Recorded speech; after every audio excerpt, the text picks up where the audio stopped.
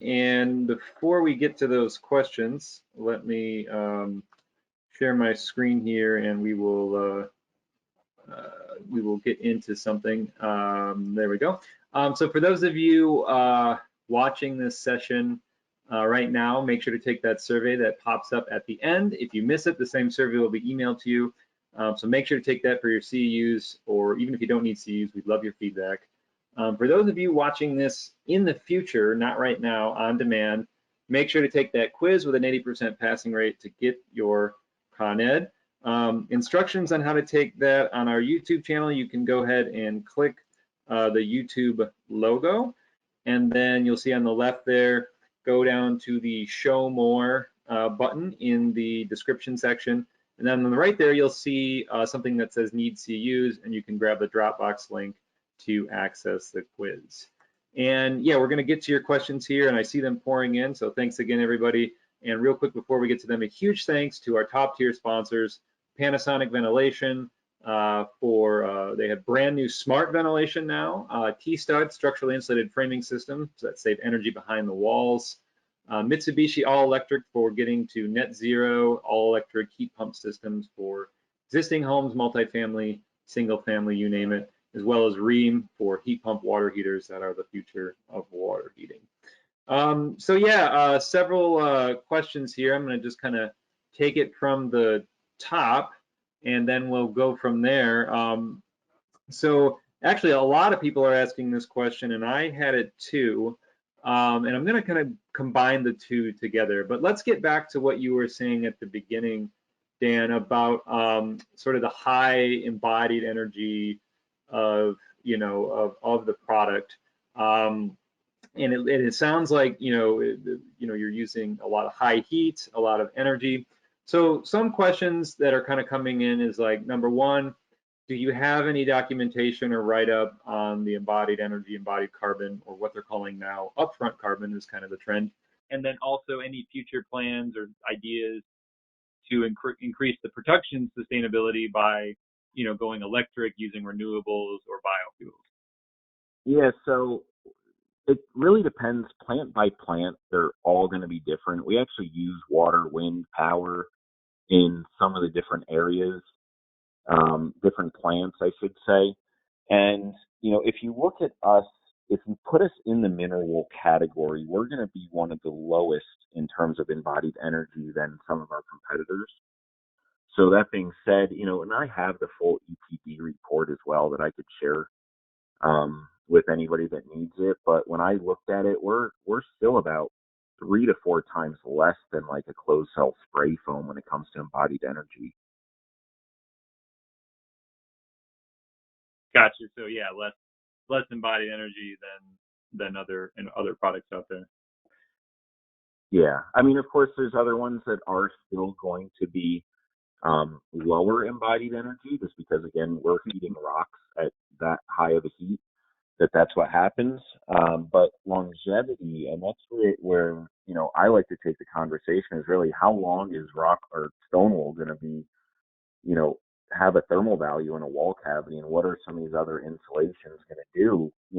I'm going to say 50 years from now, because everybody is wanting to build houses that last for 100 years or, at least 50 years.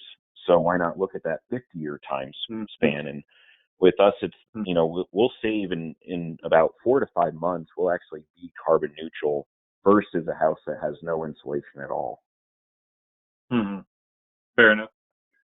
Great, thanks. So the next question here is specific to those in Canada. Are the STC and FFR or FRR ratings of assemblies using stone wool going to be included in the Canadian Building Code Part 9? If you know anything about that. So I'll be honest, I don't. But if you send me an email, I could direct you to one of our Canadian sales reps. That would be better to assist. Great, fair enough. The next question here in regards to stucco, can they use stucco over external stone wall panels? I'm sorry, put stone wool on the exterior of stucco? Or what the detail would be with new stucco? I think the question is, can the stucco go over the stone wool? Yeah, so you would still need your wire lath and the typical, application for your stucco. But yes, there's different dimple mats. I know Matt Reisinger did a whole video on stucco with our rock wool. So you could apply it directly on. I want to say it was a Delta product that he used. But yeah, just Google search Matt Reisinger with stucco, and it should pop up. From the build show, right? I also So I also have other details too. And with stucco, if it's like in a southern area, and that's where that ventilated rain screen system also helps, because now all that moisture from the stucco isn't getting driven by the sun and the inside. Great, thanks. So you were talking about densities, but just confirm again about the panels coming with different densities, and then the follow-up to that in that same question is questions about compression when using furring strips. Yeah, so we have an 8-pound per cubic foot density. That's our regular board product, but we also have an 11-pound per cubic foot board, which is going to show less compression. The one nice thing though about, when you start looking at compression, the way that a lot of people handle our product, or they show like, just using a finger, and you're exerting about 200 pounds per square inch on the board product. Whereas when you're dissipating that load with a 1x3, or if compression is really that worrisome, to you, by all means, get plywood, rip it down to 5 inches across, and use that. And that's going to dissipate that load that much more. But the one nice thing is, if you do over compress our product, you could back that fastener right back out. We have 100% bounce back rate. So that insulation is going to decompress just as quickly, or actually much easier than it does to compress. We have to put a considerable amount of power on a fastener just to get it to compress. Got it. Thanks. So can you speak more about using stone wool on roofs in regards to outsulation? According to this commenter, they had thought your company actually did not recommend that. No, so now we do. And with those approved assembly details, I could just share those. And, but because it is a fibrous material with like a foam insulation board, you could just put it on and you don't need any ventilation on the top.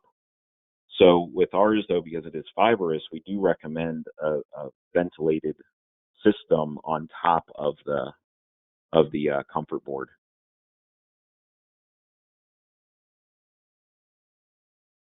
Great, thanks. Is there a danger to inhalation of the fibers from the product? Can the product cause any harm similar to asbestos? Definitely not even close to asbestos. But we recommend wearing a regular dust mask when installing it. And because the fibers are a lot heavier than other insulation fibers, they're going to fall immediately to the ground. But for precautionary reasons, we always recommend dust mask, gloves, and eye protection. Gotcha. I know this is a very loaded question, at least on the cost side, but maybe just real quickly, are you familiar with what EcoCell is, or I guess just rigid cellulose? In terms of cost? Well, they were looking for cost and moisture resistant comparisons to, rigid cellulose. I'm not sure, what the difference would be, because I'm not really too familiar with that product. I don't know if they change from manufacturer to manufacturer. Yeah, that's probably the case. So Yeah, that's what we were just saying in general, rigid cellulose versus stone wool.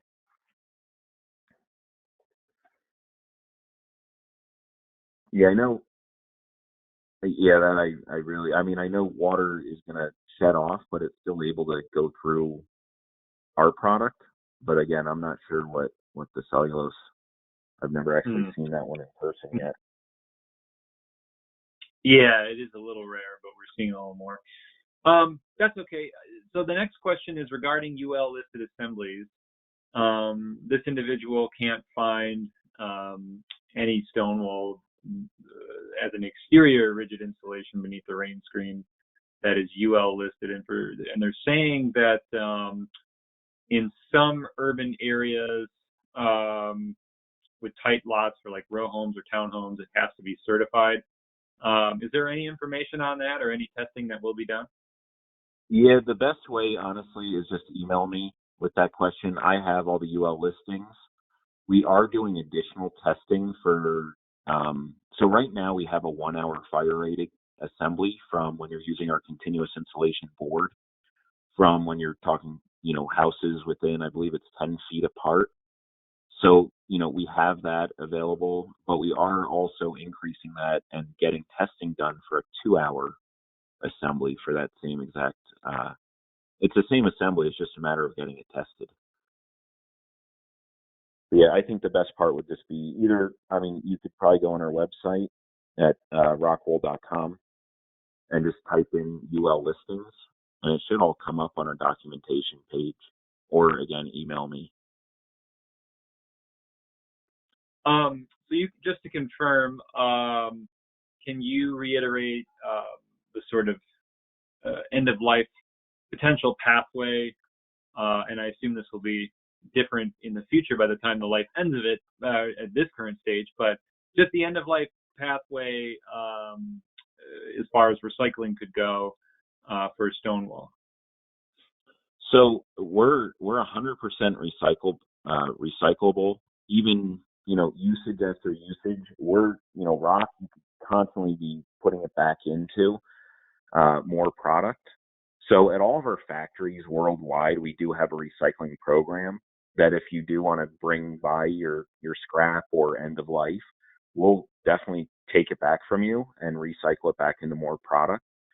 As we kind of get more and more accepted, I guess, in the industry, and we have more factories, then and we're trying to do like smaller factories that are hopefully gonna be a little more local to, because the transportation for Stonewall is by far, one of the largest expenses that we have, but also with the CO2 emissions and everything. So by having the plants closest to where the demand is going to help with both the embodied energy on the transportation, but also it's going to help with the recyclability of the material itself. But yeah, we actually have a great circularity report and even a sustainability report that's on our website. And it goes through a lot more in detail of kind of the things that we're doing to make it more sustainable for the world that we all live in. Great, thanks. This potential commenter said they were having some, in need, I guess you could say, of training for their installers. What is there? Is there any kind of training provided to help them be able to install it correctly? Yeah, so I'm actually the person that primarily goes around the country normally. Not right now. I'm stuck in the home office, but by all means, I could do a virtual training on install, or it is very simple to install compared to like a lot of the other materials out there. But yeah, by all means, just take down my information. We'll discuss that, and even NAIMA NAIMA.com or .org, I believe they have a grade 1 Stonewall installation now, a video, so you could also watch that. But by all means, I'll help out with that. Great.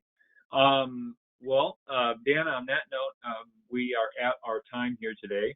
But before we let you go, can you just again reiterate where people can contact you or learn information if they want to, find out more?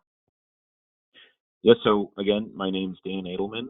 You could reach me at Dan.Edelman, spelled like Julian if you're a Patriot fan, at rockwool.com. Or, you could also give me a call. My number is 484-447-2049. I'm based out of Eastern Pennsylvania. We also have a U.S. sales team. We have about 30 people in it. So, I could get you set up with somebody more local to you. But by all means, reach out to me either phone or email. Be sure to check out all of our courses available online that you can watch anytime and anywhere to pick up your CEUs. Before you go, make sure to subscribe to us on YouTube to get weekly updates and stay up to date on green building science courses, webinars, and home tours. Thanks again.